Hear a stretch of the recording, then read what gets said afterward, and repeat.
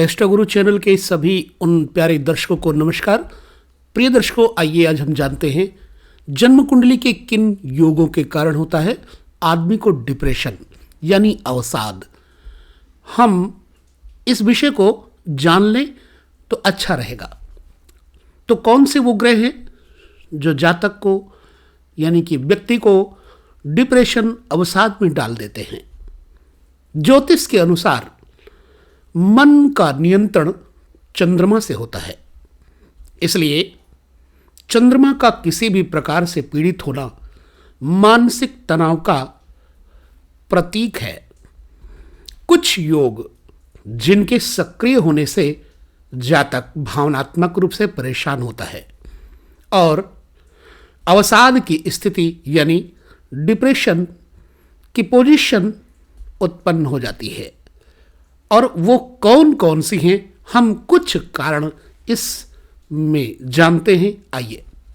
Number 1, Shani की चंद्रमा पर दृष्टि या शनि के साथ चंद्रमा मतलब चंद्रमा के साथ युति हो तो जातक को नकारात्मक यानी डिप्रेशन रूपी भावना देता है।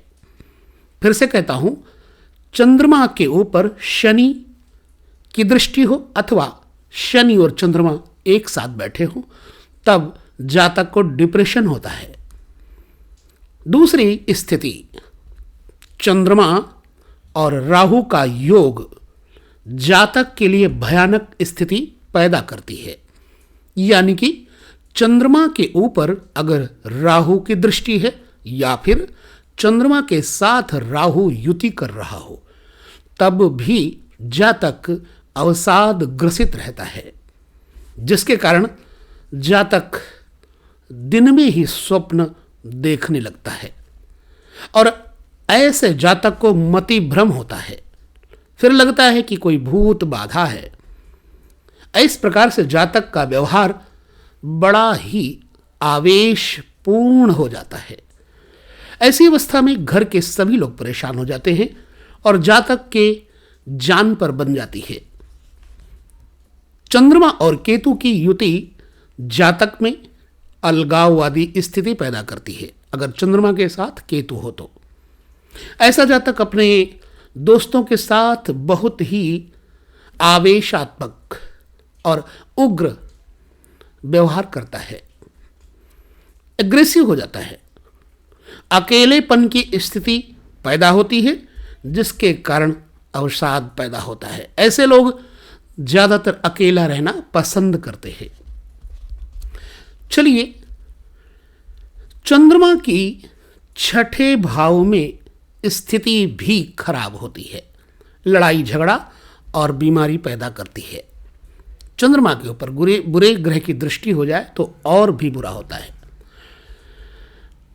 चंद्रमा की अष्टम भाव में स्थिति हो यानी चंद्रमा 8वें घर में हो तो ऐसे जातक के जीवन में आकस्मिक घटने वाली घटनाओं, नाटकीय घटनाओं के कारण जीवन में उत्तेजना या झटके की स्थिति भी पैदा होती है। ऐसा बिल्कुल देखा हुआ है। नंबर 6, 12वें भाव में चंद्रमा की स्थिति जातक को अंतर्मुखी और स्वयं को अलगाववादी यानी पृथकतावादी बनाती है। यदि शुभ ग्रह की दृष्टि ना हुई तो माता के साथ संबंध भी खराब हो जाते हैं, अर्थात 12वें भाव में चंद्रमा हो तो। नंबर 7, चंद्रमा की अशुभ भाव में स्थिति जातक को असहयोगी यानी किसी के साथ जुड़ नहीं पाता, किसी को सहयोग नहीं दे पाता। समाज में ऐसा व्यक्ति हीन दृष्टि से रहता है।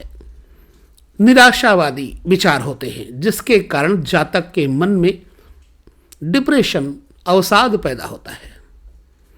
यदि चंद्रमा, मंगल, शनि, राहु या केतु से पाप कर्तरी में हो तो जातक के मन में अवसाद की स्थिति उत्पन्न होती है। जातक ऐसी स्थिति में भी खराब करता है क्योंकि मंगल क्रोध की भावना को, शनि नकारात्मक सोच को और राहु केतु अनिश्चित व्यवहार को दर्शाते हैं। ऐसे जातक का मन बहुत ही भावनापूर्ण और असंतुलित होता है। देखिए, अवसाद का एक मुख्य कारण और भी होता है। महत्वपूर्ण कारक शनि की साढ़ेसाती भी होती है। कई बार शनि की साढ़ेसाती भी आदमी को दुखी करती है। तो इस तरह से चंद्रमा के ऊपर यदि किसी पाप ग्रह की दृष्टि है, चंद्रमा के साथ किसी दोषी ग्रह की युति है, तो मान लीजिए कि आपको डिप्रेशन अवश्य ही होगा।